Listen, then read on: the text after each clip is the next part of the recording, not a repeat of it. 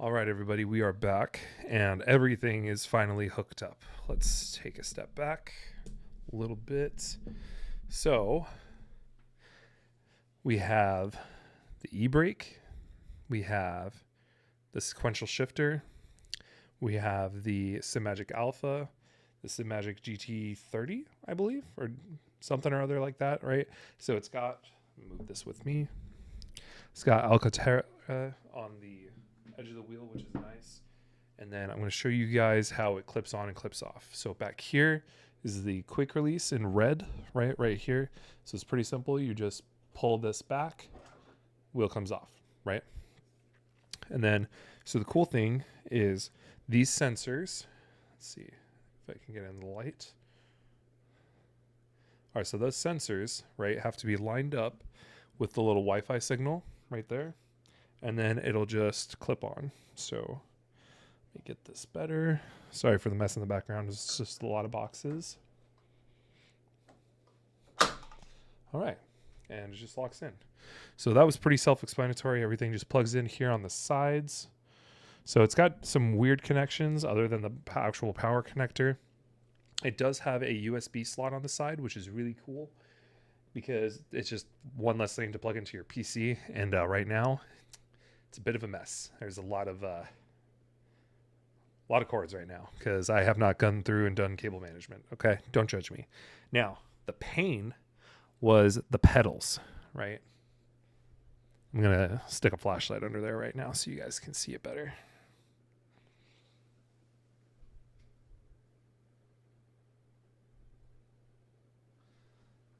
Now, I told y'all I was going to do a tutorial on putting it all together.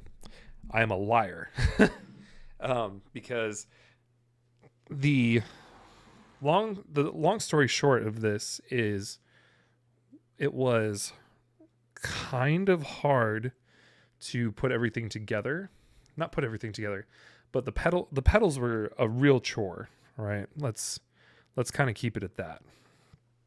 The pedals were very, very, very hard to do in a lot of different elements. You guys are going to have to tell me what kind of camera angle you guys like. This is...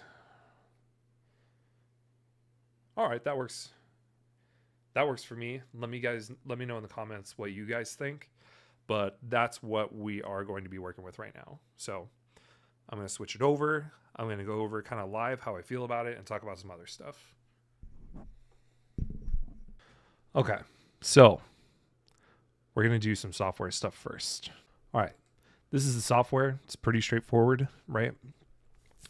So all of the devices are connected down here. We can go to the base. These are my settings. Feel free to copy them. Now, when you plug everything in, the software doesn't automatically pop up and get downloaded. Okay, let's just get that out of the way right now. But it's fine. You can go to the SimMagic website, Extreme Sim Racing, whichever, my link down below. All of it will take you to where the software is located. Okay, so don't worry about that. Now, other part is every single one of these things will give you like a sensor response, right? So if we go to the e-brake, I'm sorry guys, you're gonna have to forgive me. My brain is a little fried because putting the pedals together was a real mess. Okay, and I'll talk about that later. But so we pull it down, right, 100%, right, and that's really nice in my opinion. Shifter, it's a sequential shifter, so down goes up goes down. Really straightforward. Okay. Now I could sync this with the paddles, but I'm not going to. Because I use those for lights and other stuff. Now the wheel, it doesn't show right here, which is kind of annoying, but I've already gone through and configured some of these buttons in a set of Corsa, not in this. So now this, we're going to go ahead and talk about the pedals now. The pedals were a bit frustrating to put together. I will link down below the actual instruction or one of the video tutorials of it, but I got the inverted kit for it. So it's a little bit different. There's some things that if I went down and showed you guys the actual breakdown of everything, it would probably not make a whole lot of sense. So the cool things were the brake is so all the pedals pretty much are all have the ability to be pulled apart, which is nice because when you get it, right, so it's a little cylinder, and I'll put a picture up here for you guys. There's a little cylinder, and you take it out, and you can put in springs, you can put in the little rubber or things, and they're like little rubber discs. And if you looked at my last video, I called them O-rings like an idiot, but here we are. They're little rubber rings, essentially, rubber discs, sorry. And each color has a different strength. And I didn't like the rubbers in there because if you look at this, right, so this will go forward and then it'll kind of like creep back a little bit. The brake was doing a little bit of the same thing. Now I have it set up so it's just based on the angle, and it's also based off of, if I wanted to go to load cell, it actually has like feedback based on my foot, which is really interesting, but I don't have an actual load cell on there, so I didn't see a point. That being said, I went in there, I put in one rubber disc in the back, one in the front of the actual spring, because there is a metal rod in the middle of the cylinder, right? So if this is the cylinder, right, there's a little rod about right there, right, like right in the middle, and you put the disc and the spring in there, and you have to have a disc on each side. Otherwise, the cylinder that screws onto the rod inside, the spring will just go over everything else and it won't actually compress, which is what happened to me. So don't make that mistake. There's a lot of tutorials out there on YouTube. If you guys really want me to, let me know and maybe I'll make one in a future video. But for now, I don't really feel the need to, because I don't think I would explain it well enough other than like without having to show you guys. But that is how that works as far as like the brakes. And what's also nice about these pedals though too is like every single piece on these pedals you can literally take off and replace. So like let's say I break my gas pedal or like the brake cylinder, both of those pieces I can go onto Extreme Sim Racing and just order the new part.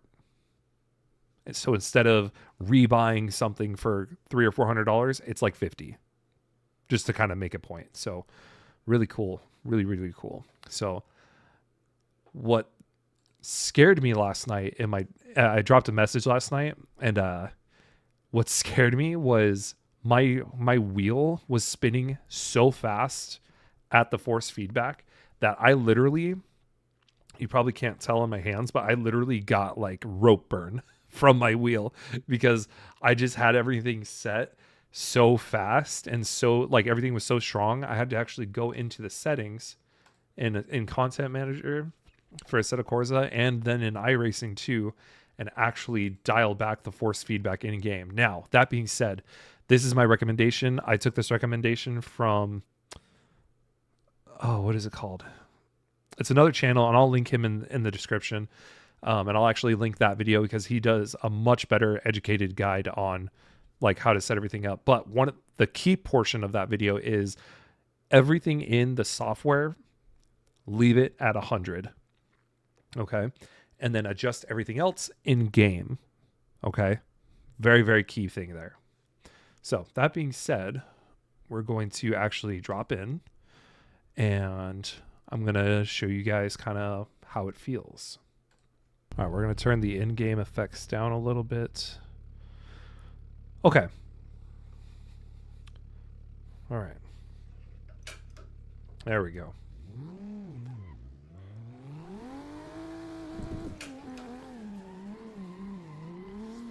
So this is still a lot stronger than my last one. And there's a lot to get used to. Like, it is definitely, everything is so much smoother, and my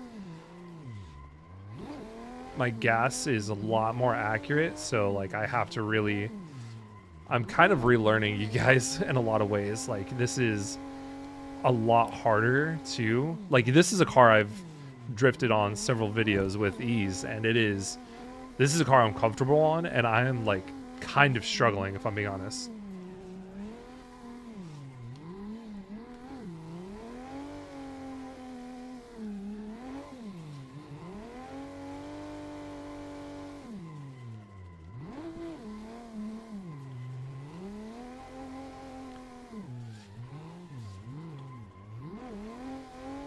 I am still getting used to the clutch because it's like a stage 2 clutch or something, like in real life.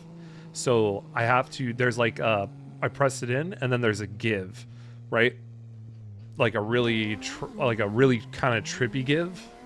And I don't have like when you press it in, there's like it's like a 2-stage type deal. Like you press it in and then you almost have to press it in a little bit further.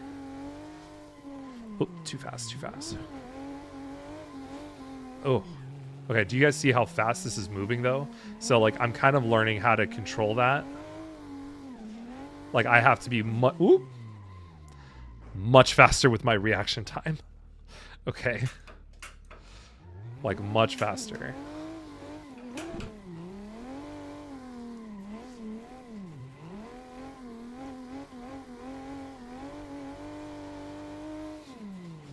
Oh my gosh. Whew.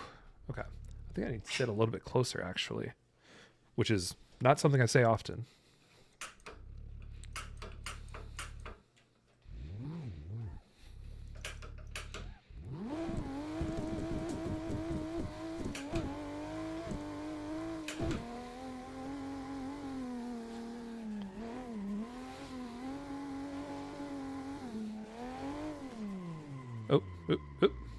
Ooh.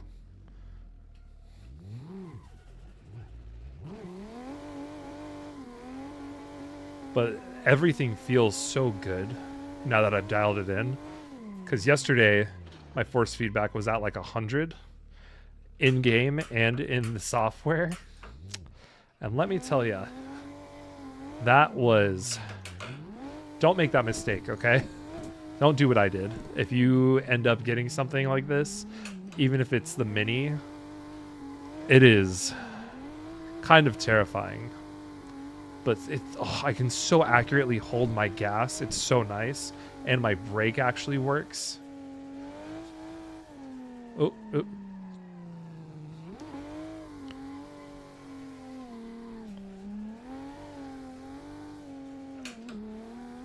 I'm also getting used to the sequential shifter because I've always had some sort of like H pattern, right? Little up tap.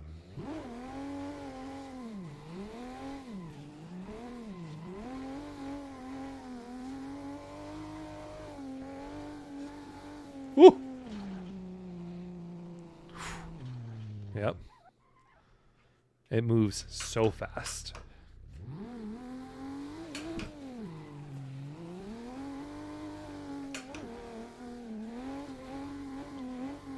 Like I was telling a buddy of mine, so yesterday as I was attempting to actually try and get some drifts in, it was literally burning my hands. I think I said that earlier, but this is actually causing me a tinge of pain. I'm not gonna lie.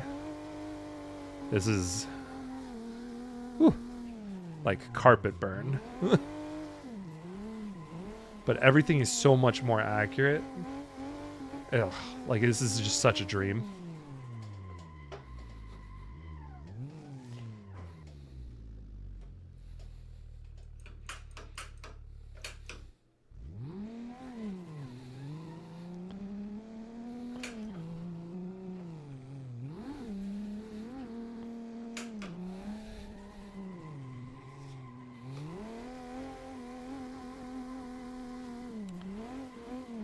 I have so much work to do, guys, because like this has shown me like so much, like how much I was like, I don't know if the right word is getting away with, but that's what I'm gonna call it. I didn't realize how much I was getting away with on the Logitech setup that I had, because everything is so much more finely detailed from the inputs. Like my last wheel would have just been grinding internally right now. Like literally, like the wheel wouldn't even be moving.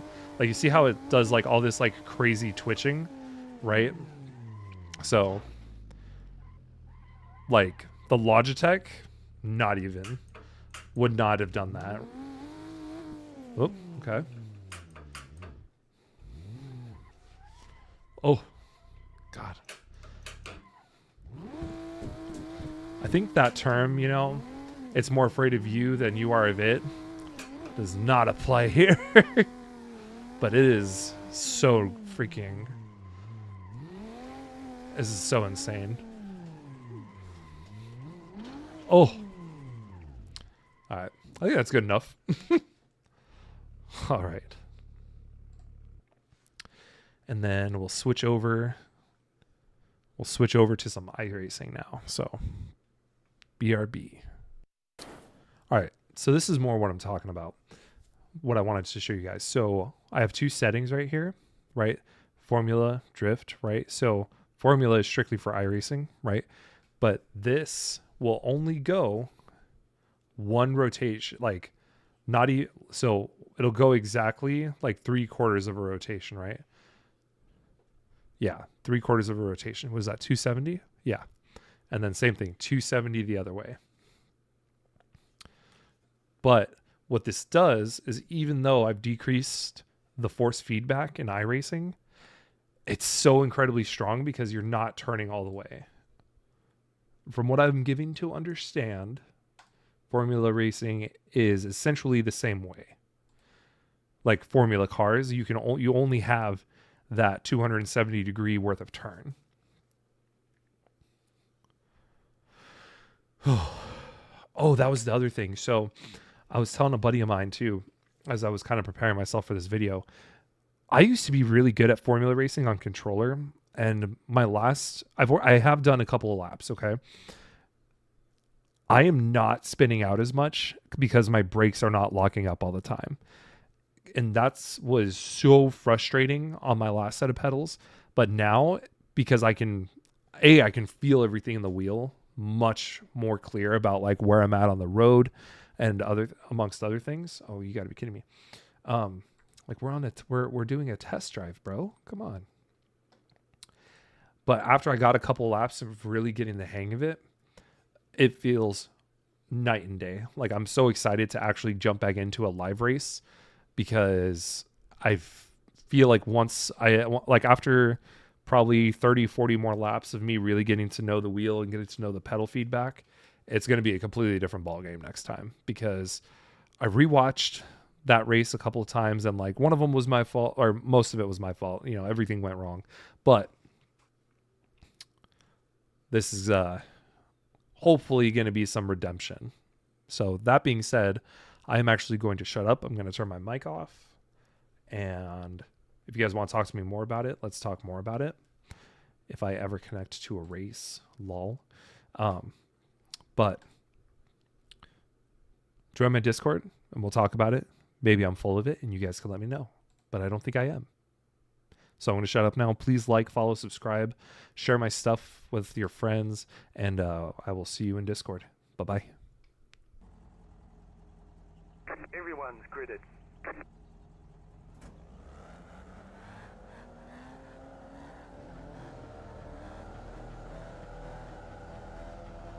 Green, green, green.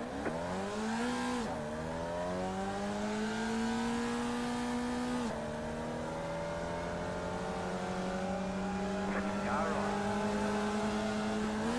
Stay on the left. Clear on the right. Right side. Clear on the right.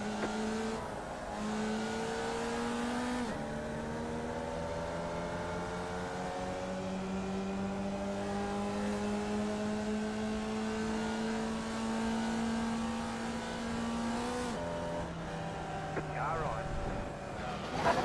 Clear. Car on. Car on your left. Clear. Got wheel damage. Looks like your car is towed. You'll need to tow back to pit lane. Press and hold the reset button and we'll come and get you.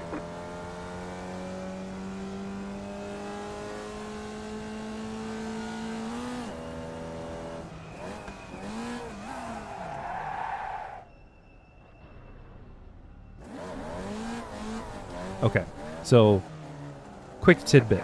So what just happened there was I downshifted, which caused the rear tires to spin out rapidly, which is why you guys saw the red flashing once I downshifted, right? And essentially what that happens is it makes your tires spin abnormal, like way faster than the actual speed you were going, right? And when that happens is, depending on the direction you're steering, or if you're going straight, the rear wheels will literally kick out from under you and go in either direction depending on the terrain that the car is on as well. So just did you know tidbit. I'll catch you guys later.